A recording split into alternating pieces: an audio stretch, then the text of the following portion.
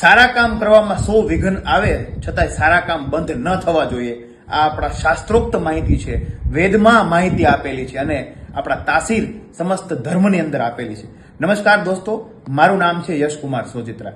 આજે વાત કરવી છે કે ફેસબુક મીડિયાના માધ્યમથી, ખાસ કરીને તો પેલા ફેસબુક મીડિયાના માધ્યમને હું ખૂબ ખૂબ આભારી છું.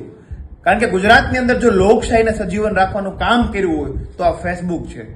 તમે સૌ આજે આ વિડીયો સાંભળનાર દરેક લોકો સાક્ષી હશો કે ગુજરાતના છેલ્લા 5 વર્ષની અંતર્ગત આ ફેસબુક મંચના આધાર લઈને ઘણા બધા લોકો બોલતા થયા છે, અવાજ ઉપાડતા થયા છે, તંત્ર સામે, અધિકારીઓ સામે, પોલીસ સામે, પ્રશાસનની સામે અને આ અહંકારી અને અત્યાચારી તાનાશાહી ભારતીય જનતા પાર્ટી સામે.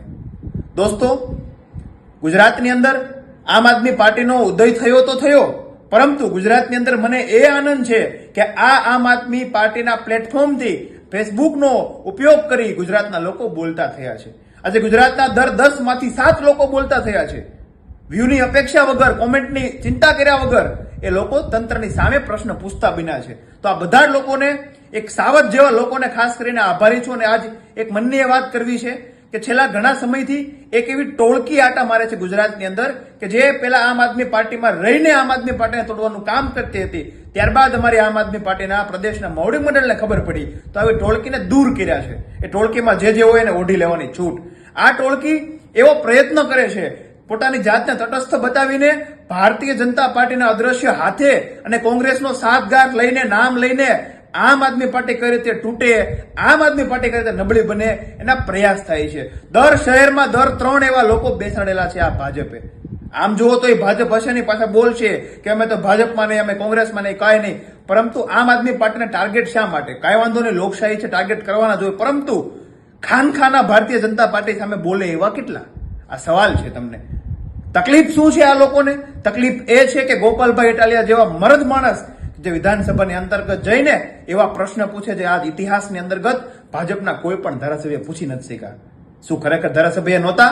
ધારાસભ્ય તો અત્યાર સુધીમાં કેટલા બધા આવ્યા, પરંતુ લોકોને ઉપયોગી થાય એવા, લોકોને ઉપયોગી બને એવી માહિતી લઈને પ્રશ્નો પૂછે એવો મરદ માણસ ધારાસભ્ય ગોપાલ ઇટાલિયા, ચૈતર વસાવા, હેમંત ખવા, સુધીર વાઘાણી, આવા લોકો જયારે બોલે છે, આવા લોકોને દબાવવા માટે એક એન્ટી ગેંગ એક્ટિવેટ કરવામાં આવી છે. હવે ભાજપ પણ આગળ શીખી છે કે એના હોદ્દેદારો નહીં, આમ આદમી પાર્ટીમાંથી નીકાળેલા, કાઢી મૂકેલા અમુક લોકોને પકડીને, એ પેડ હોય કે પછી શું આશય હોય, ભગવાન મુબારક એને, આવા આશય લઈને આમ આદમી પાર્ટીને નબળી કઈ રીતે બને એવા લોકો મનસુબાથી ચાલે છે. પરંતુ ગુજરાતના લોકો જાણે છે, કોઈ પણ લોકો, ઇવન મારો વિડીયો હોય કે ભલે ગોપાલભાઈનો વિડીયો હોય, કોઈ તો ભલે, કોઈ પણનો વિડીયો હોય તો ભલે, એની કમેન્ટ ખાસ વાંચવી. કમેન્ટ એ માણસનું પ્રતિનિધિત્વ કરે છે, કમેન્ટ એ માણસનું પ્રતિબિંબિત છે. કારણ કે આજ હું શું બોલું છું, મારી તમામ વસ્તુ કોમેન્ટના માધ્યમથી ગુજરાતના લોકો જણાવતા હોય છે અને ગુજરાતના લોકો રિફ્લેક્ટ કરતા હોય છે. કોઈ પણ લોકો, કોઈ પણનો વિડીયો હોય, ભાજપ, કોંગ્રેસ કે આમ આદમી પાર્ટીના કોઈ પણ કાર્યકર્તા કે નેતાનો વિડીયો હોય, એની વાત હોય, ખાસ કોમેન્ટ વાંચજો. કારણ કે કોમેન્ટ એક એવી વસ્તુ છે જે જનતા સીધી પ્રતિબિંબિત કરતી હોય છે.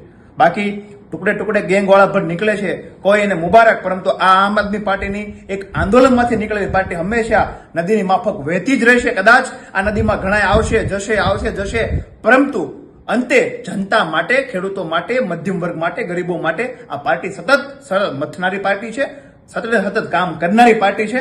તો આ પાર્ટી સાથે જોડાવ કે ન જોડાવ એ 2 નંબરની વાત છે, પરંતુ લોકો શું કહેવા માંગે છે, આ પાર્ટી શું લોકોને આપશે એ ખાસ યાદ રાખવું. અને ખાસ મારી વાતને દરેક લોકો સુધી પહોંચાડજો અને ઓળખજો એવા લોકોને કે જે ભાજપના અદ્રશ્ય હાથેથી આમ આદમી પાર્ટીને તોડવાનું કામ કરે છે. આભાર. અસ્તુ. જય ભારત.